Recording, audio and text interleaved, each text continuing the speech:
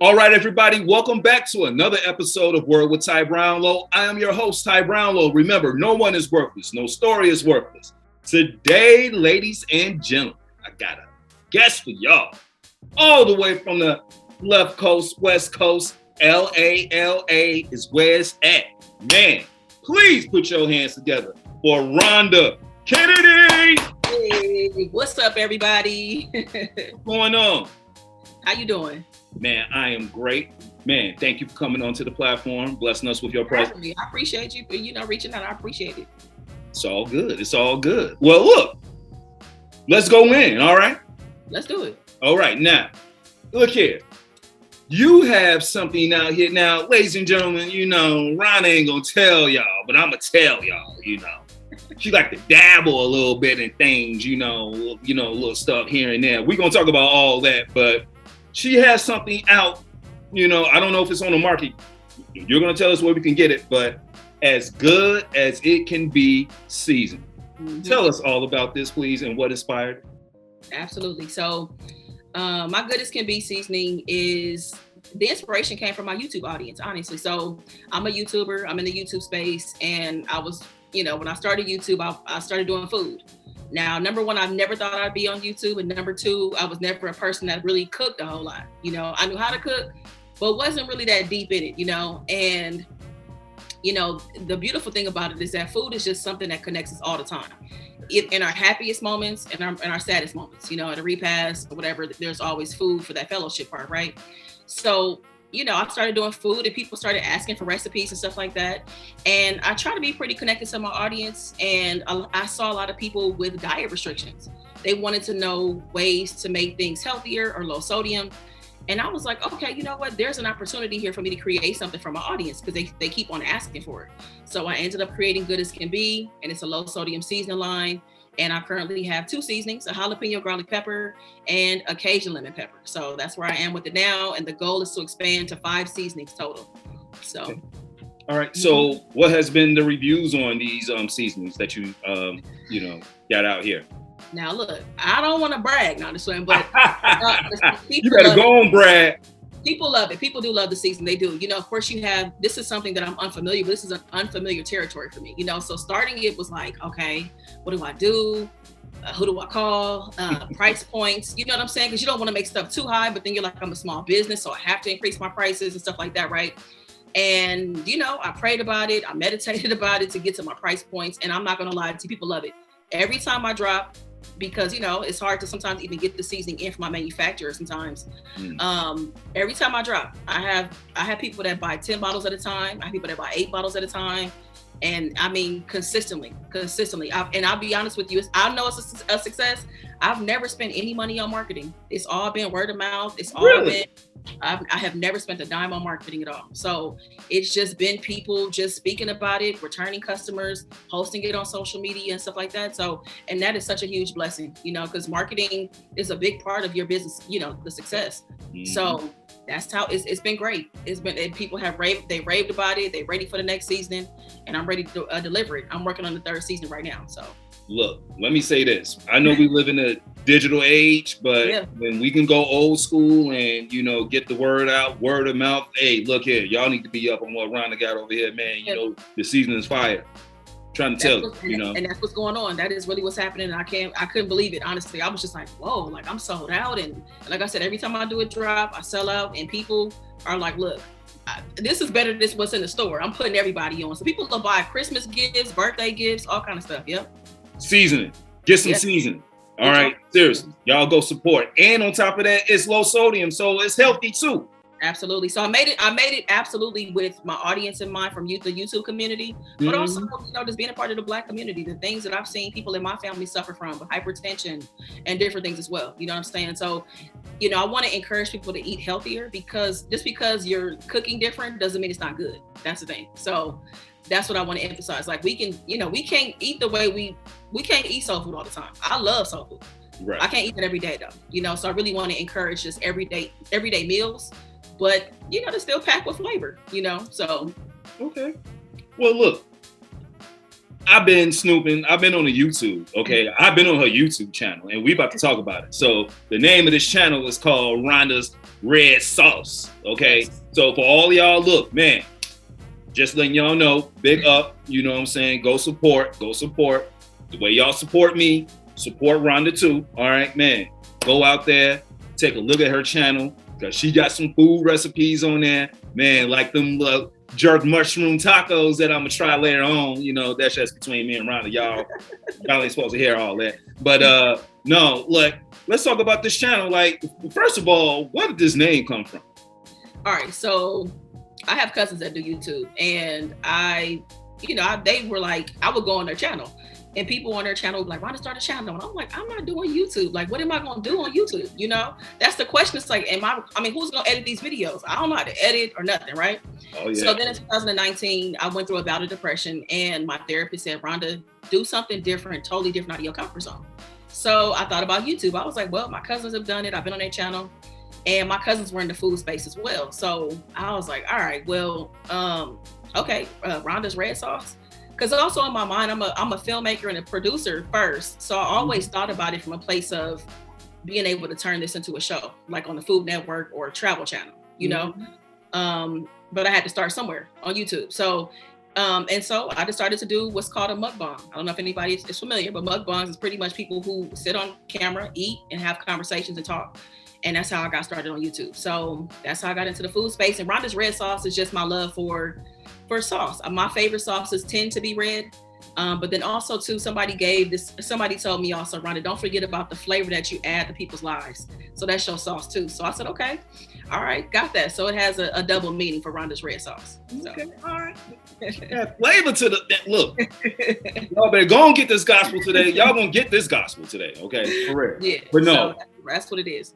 Man, well, we're going to touch a little bit on your podcast in a few minutes, but let's just talk about some of these beginnings, because as you just like casually put it in there, you know, you directed and you're in film and all. So let's just take a trip back, you know, in the Wayback Machine. 2016, started as a writer's assistant, you know, on a digital series.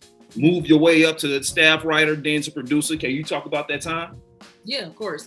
So I've always been a writer, and, you know, Eddie Murphy actually inspired me to get into film. You know, I'm not a comedy writer per se, but I grew up watching his films, and I love the way that he made people feel, you know, like people left laughing and, you know, entertained and stuff. So that's what started my love for filmmaking. And I didn't know how to break into the industry. Honestly, I didn't have any friends. I didn't know anybody. And, you know, everything is about relationships. Everything is, you know, it's a big part of it. And I was like, well, I don't even know how to get started. So eventually there was this woman named Janine Daniels. I was a huge fan of her work. So one day I saw her on Periscope, and she dropped her email address for somebody else. Somebody asked her for something, so she dropped her email address. So I saw that as the opportunity to reach out to her myself, right? So I emailed her, told her I'm like, it's not about the money. I just want an opportunity. And she gave me a chance. So I started off as a writer's assistant for her production company, 927 Entertainment. And, you know, that just led to other opportunities. I ended up working for Bond TV, and it's a Black-owned production company as well. And where I became like the lead writer on one of their projects for season 2 of one of their series, Cheetah in August. And, you know, I worked with Janine and her production company, 927 Entertainment, for about maybe 3-4 years, something like that. So I went from a writer's assistant to a full-time writer, eventually became a producer, and I learned how to direct and stuff too. So that's where I learned everything hands-on. I mean, she gave me things that film school couldn't give me, you know? So I'm just grateful for the opportunity that somebody allowed me to learn, you know? So that's how I got into filmmaking. And, you know, I eventually broke off and started doing my own thing, and did my first short film in 2019 called Medicated Dawn. Come on. Now, see, you didn't lead me into it, so you got to bring us, come on, talk to me. Okay, so Medicated Dawn is loosely based on my life, you know, because that's one thing Janine always emphasized to me. She was like, you know, Rhonda, write what you know. That's going to be the easiest thing to help you develop as a storyteller and as a writer, is write what you know. You know, you don't have to make it so complicated. And she was right, you know, because I was also a writer who struggled with telling a story, really. You know what I'm saying? Like, I could write in the formal sense. I could write a 10-page paper right now. You know what I'm saying? But when it comes to writing creatively, telling the beginning, middle, and end of a story, I struggled with that. So when I really stepped back and focused on talking about what I knew, it became a lot easier. I developed. So I decided in 2019 it was time to do my first project. So loosely based on my life, and it's really a project dedicated to the Black lesbian experience, honestly, because I feel like there's not enough representation of our stories. And it was just time to talk about certain things, that were done. So it's a coming out story and the consequences around that, essentially. How when coming out, when I came out, it wasn't pretty. Me and my parents are close now, and we always have been close, but that was a rough patch for us, and so it kind of highlights that, about that. That's what Medicated Dawn is pretty much about. First and foremost, let me just say, man, hats off to you, and hats off to you for telling your story the way you wanted to tell your story. Yeah. Okay? Yeah. Because I know sometimes, people can tell our story, but they tell it from a different perspective, or they're like, they leave out key critical moments or whatever. And let me just say, man, I have many, many, many, many dear friends, especially out in LA, who are part of the LGBTQ community. And man, let me just say, like, I'm just gonna say this, and for whoever feel a certain type of way, y'all just gonna feel a certain type of way. We have to get out of a traditional mindset.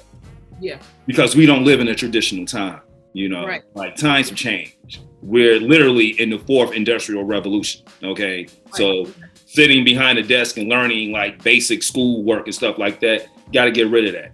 Yeah. People's mindset stuck in the past, 30, 40, 50, 60 something years. Absolutely.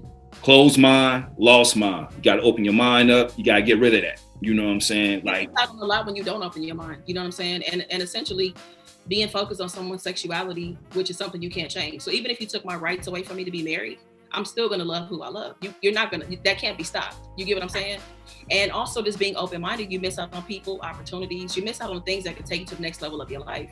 So why not just be open until someone gives you a reason otherwise, like a legitimate reason. You get what I'm saying? Right. If they are being manipulative, if they're acting narcissistic, those kind of things. That's a reason to stop dealing with someone, not because of their sexuality, you can't control that, And so yeah, I'm glad that I got to tell my story. And also one thing too about Medicated Dawn, I really wanted to focus on masculine presenting women, tomboy women, whatever you want to refer to them as, stud women, whatever you want to call them. I wanted to focus on that because I feel like that women who identify as that aren't represented for sure. So when you talk about sisterhood in the Black community, you don't see masculine presenting women in that conversation at all. So that was something that I'm like, I want to bring this to the forefront. Like, we can't be, if we identify as women, because of course some people don't identify as women, but those that do, we should be a part of the conversation. So I'm like, I'm not going to complain about it.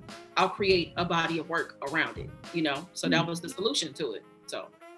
So now let me just ask this question. Like, in your mind, what is like one of the biggest misconceptions about that? Like, people have their own thoughts or whatever based off TV, media, whatever, but I'm asking you, what I'm saying? Like, in your mind, what is one of the biggest misconceptions? About masculine presenting women or lesbians in general? Well, both. Okay, so masculine presenting women, the biggest misconception is that we want to be men. That's probably the biggest, is that y'all want to be men, the way you dress. When essentially, really, here's the thing. So when we go into a department store, we only go to the separate parts of men and women because it's listed, in my opinion. There's a ton of things that women can buy from the men's department, and there are some things that men can buy from the women's department that is genderless. I mean, and also too, me wearing men's attire doesn't make me a man. It means that this is how I like to express myself. This is what I prefer. And I always give this example. I always bring up Prince. Prince did what he wanted to do, and it was the greatest form of expression. He wore makeup, he wore women's heels, he wore fishnets, and that didn't make him a gay man per se. He just was somebody who was fine. That's how he wanted to express himself, And I think that sometimes gives people a little more clarity, like, oh, I never even thought about that. Right, because we're so caught up in the fact that we're receiving something from Prince, which is entertainment. So you're not really thinking about, because I think people think that Prince dress, I'm sure he dressed like that in his everyday life if he brought that to the stage. Oh, You get what I'm saying? Yeah. So yeah, I don't think he did that for shock value. That's just who he was. David Bowie, same way, wearing lipstick, whatever. It's creative, it's expression, and we shouldn't be boxed in any part of our life. So biggest misconception that masculine women want to be men, and that is not true. It's the furthest thing from the truth, to be honest with you. And another misconception too is that about lesbians in general is that we don't want to have kids. We can't have kids. I don't know where that comes from, but we're women and we have the parts to have children. Going to, having fertility, if we're going to a fertility clinic or whatever, even women who are straight go to fertility clinics as well, and might have to get sperm or go to a cryo bank. Same thing. It's not limited just to lesbian women. It's for straight women as well, because again, they're having infertility issues. So yeah, that's probably some of the biggest misconceptions, to be honest with you. Well, let me just say this. I pride myself on informative content. All right. And I always want people to get the facts. Oh, man, I always want people to get the perspective.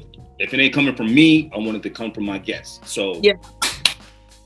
Thank you for asking. And hopefully somebody can take that and have a better understanding of something that may just be confusing, because sometimes, when you're being bombarded and constantly asked, why are you trying to be a man and you're not? You may not be able to find the language to really explain it, to get somebody to understand it, because you just know in your heart you're not trying to be a man. I'm just trying to wear what I'm comfortable with, and it happens to be this. You know what I'm saying? That's it. I'm just trying to be me. And you may not find the language. And some people, when they're a little younger, or depending on where you are in life, you may not really just know how to explain it. So hopefully it can give somebody clarity, and hopefully it can give somebody a little more understanding about maybe somebody that they know that dresses a certain kind of way, and them not have to, bombard them with that question or think they're trying to be something that they're not. So let me just say this. For some of y'all out there, some of y'all fashion sense is just suspect anyway. It really don't matter what you are. It don't matter what you got on. Yeah. Right. Like your fashion, oh my God. Lord help us. Lord, please help us. But no, look, I just had to ask, and I'm so glad you got that out, and I just want people to be more informed, and Absolutely. To get a true perspective. You know what I'm saying? Absolutely. Yeah. But now, let's talk about Rhonda's rehab now. Okay.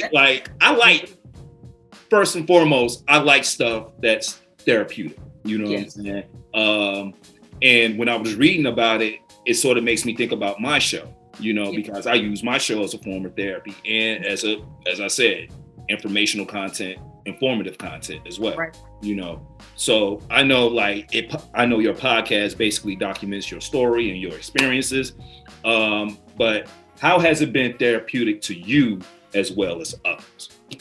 I think for me, it was just nice I liked it because it wasn't, there was no censorship for it. I could say whatever I wanted to say. So on YouTube, there's guidelines you have to abide by. So of course I have conversation with my audience all the time. We talk about a lot of stuff, but then you got to draw the line at some things, right?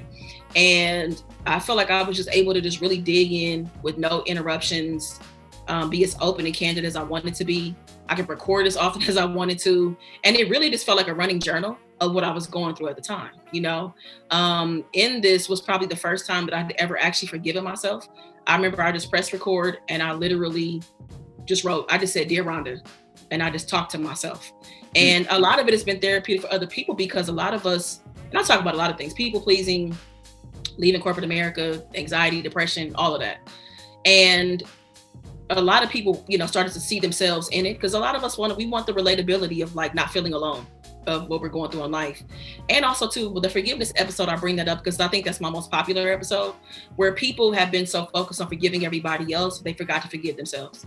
So hearing somebody else do it helped them understand how they could move forward with doing it. And, I just freed myself. That one podcast freed me from decades really of things that I had pent up, that I just never forgave myself for, So the podcast truly was just a running journal that it wasn't about an audience. I didn't even care if nobody listened. Honestly, it was just, this is what's on my heart. This is how I feel. This is what is speaking to me, but if somebody does listen, I really hope they take something from it. So that was the intention around it. And it was about rehabbing myself and what I was going through at the time. Okay. All right. Hey, look, as I said before, therapeutic. Sometimes it's just not for y'all. I mean, it's basically for us, and I think that's sort of why, like me starting this platform, you know, I wanted to talk to people that I normally wouldn't even talk to. So the pandemic, for as much bad as I can say about it, like, man, this came out of it too. Yeah. Yeah. A lot of came out of it, yeah. This is one of the great things that came out of it. And, you know, I'm just thankful for my platform and the people that I meet and just conversations that I have just like this one, you know what I'm saying? Absolutely. Yeah, I agree. We all need perspective, okay? Yeah, we do. Now, let me just ask, like, if people want to get in contact with you, I know you got the YouTube channel and all that, but how can people get in contact with you? Social media, website, email? Okay. So I'm Rhonda's Red Sauce on YouTube, Rhonda's Red Sauce on Instagram, rhondasredsauce.com, rhondasredsauce@gmail.com. Rhonda's Red Sauce is pretty much my brand. Okay. You know, some things will branch out underneath that, like Good as Can Be branches out underneath Rhonda's Red Sauce. And I'm really big on communication. Like, I'm the kind of person who I respond to my DMs, I respond to emails, I respond to most of my comments. Like, I love, like, for me, when I started YouTube, I started it with the intention was to have a sense of community. That's what I wanted, and that's what I got. God gave me exactly what I asked for. So I'm grateful. So I'm really big on communication. So whenever people reach out to me, I love it. I really love, because I get perspective on things as well. By being so involved, it helps me as well. And I want to be open to different things. So you can find me on Rhonda's Red Sauce pretty much anywhere. Yeah. Rhonda's Red Sauce, y'all. Support. And look, if you don't want the seasonings or whatever, and it's not about that. Come through and get the content. Like right now, I'm doing Vlogtober. I'm doing storytelling as well on there. I got cooking on there. I do, like I said, vlogs. So I have a variety of content. You know, I'm really, really stepping deeper into my storytelling. So if you love a good fiction story and you want to be entertained, come through, click on the playlist that says Fiction Story Times, and just let it play, and you'll be entertained. Now, let me ask now, you know, you doing all this stuff now. Are we going to get back to filmmaking at pretty much at some time soon? Oh, I'm filmmaking now. So I'm in the middle of, so I left corporate America December 19th, 2019. I started a documentary on December 23rd, 2019. And I've been working on it ever since. So I have a documentary called Still Waters Never Crashed. I'm the producer and the director on it. We're in post-production right now. It's taking some time to get it done. And of course, we slowed down because of the pandemic, you know, but it is a story about one of my friends. It's about her life. She's also a masculine presenting lesbian woman, which is, we need that representation. And it's a story about her resilient journey from foster care to PhD. So it's about her life. Yeah. So she has had an incredible journey and the things that her and her family have gone through. So I'm grateful that we got a chance to tell her story. So yeah, we're in post-production on that right now. So I'm still filmmaking, you know, it's taking time, but we ready to put in the time and invest to make the project that we want, you know, so yeah. Oh, there it is. I mean, man, look here. I asked, I get the answer. That's what it is. Okay. Still going on. Yeah, for sure. So look, we've come to the last question, the question that my show is known for. So I'm going to present it. Okay. Rhonda's Red Sauce.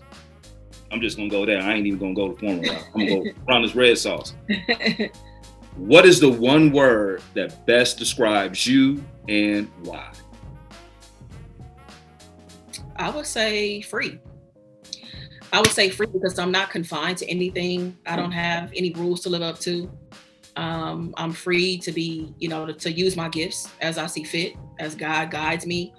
I don't know. I'm just free to create, free to bloom, free to blossom, free to reinvent myself, free to try new things. I'm not trapped. I'm not trapped into one way of anything, one way of thinking, one way of anything, you know, so I just feel completely free to just grow, keep going, keep connecting, keep talking, keep all of that, you know, like I feel completely 100% free. I think that's the best word. Yeah. Hey, look, I have a couple of words. It's actually a phrase. And my phrase for you is non-caged comfort zone. Yes. Okay. Yes. That is perfect. I love that. Okay. So, man, y'all can break that down however y'all want. Okay. Non-caged comfort zone. A lot of us out here, well, a lot of y'all out here living in these cage comfort zones because that's what you're like used to. And that's what deep down inside you like. But you always complain about the things that you don't have. Well, you know why you don't have those things? Because you don't step outside your comfort zone. You got to try something different. One of the turning points in my life was, one of the questions that came up for me, that came up as I was going through my healing journey was, somebody asked me if I was afraid to die. And I was like, I'm not afraid to die. I'm afraid of being forgotten. That's the difference. Ooh, come on. Just saying, so then it made me shift into a place of like, okay, God gave me these gifts and I'm not doing nothing with them, And now I'm in a place where I'm creating things that'll live on forever, once I'm gone, and I want to have a legendary life. I want to have a powerful life, and I'm also not saying that your life didn't mean anything. That's not what I'm saying, but because eventually everybody's going to move on. They have to pick up and move on once you're gone. But when you create things and use your gifts that live forever, you will last and be in conversations until the end of time. You know what I'm saying? And that's something that I want people to do. I want us to get out here and try something different, get past the fear of failing and all that kind of stuff, because failing is just growth anyway. And, failure is just proof that you're trying and that you're taking action. But you can't fail if you don't actually move. You know what I'm saying? And that's what I want for everybody, because we have infinite potential. We have so much power there. You can earn a lot of money if money is part of what you want to do. I mean, for me, money's the byproduct of me using my gifts. It's not my main thing that I'm pursuing, Also not saying it's not important. I understand the importance of money, but I'm saying it's a byproduct of me using my gifts that I will always be provided for, So I just want everybody to get out there and live your life. Do more than exist. Make sure that you live. Please make sure you live, So, look, I was going to ask, what do you want your legacy to be? But you just pretty much told us what the legacy is. You know what I'm saying? I want to be somebody that people that you viewed as somebody who live. My motto is I live and I give. That's what I do. So that's how I live my life. That, as much as you take, a lot of it has to be give, and don't be above feeling like that you have to be generous to others. Because that's when you get your blessings. I do one thing, get 10 things in return every single time, and I don't give with the intention of wanting something back. I give because it's in the kindness of my heart, and it's what I feel driven to do, so. Mic drop. There it is. Hey, man, look, come on now. You didn't give him that gospel now, okay? I know this is an interview, but you just straight gave him that gospel, okay? So look here. Look, take it how y'all want. That's what it is, okay? Informative content. I ain't never lied to you. I have no reason to. There it is. Okay. Look here. Seriously, I thank you. For real. Thank you. This was a pleasure. I really enjoyed myself. Thank you so much, Ty. Look here. Look, I'm going to say this, and I always do, and I wholeheartedly mean this, okay? When you come on this platform, I'm going to treat you like good family. I ain't going to treat you like the bad family. I'm going to treat you like good family. And since you are part of my family, man, this platform, these doors are always open to you. Please come back. You know what I'm saying? Please come back, share with us, man. Let's stay connected. I would love that. That's what it is, See, y'all don't know this, but we about to be YouTube buddies, okay? That's what it is, all right? Look, I just told y'all. We're going. I'm gonna stop. Okay, all right. Ladies and gentlemen, this has been Word with Ty Brownlow. I've been your host, Ty Brownlow. Remember, no one is worthless, no story is worthless. Follow me, all social media platforms at Word with Ty Brownlow. Or you can just go to my website, tybrownlow.com. Y'all gonna get this good gospel conversation here, plus other great interviews. Rhonda Kennedy, we out. Thanks.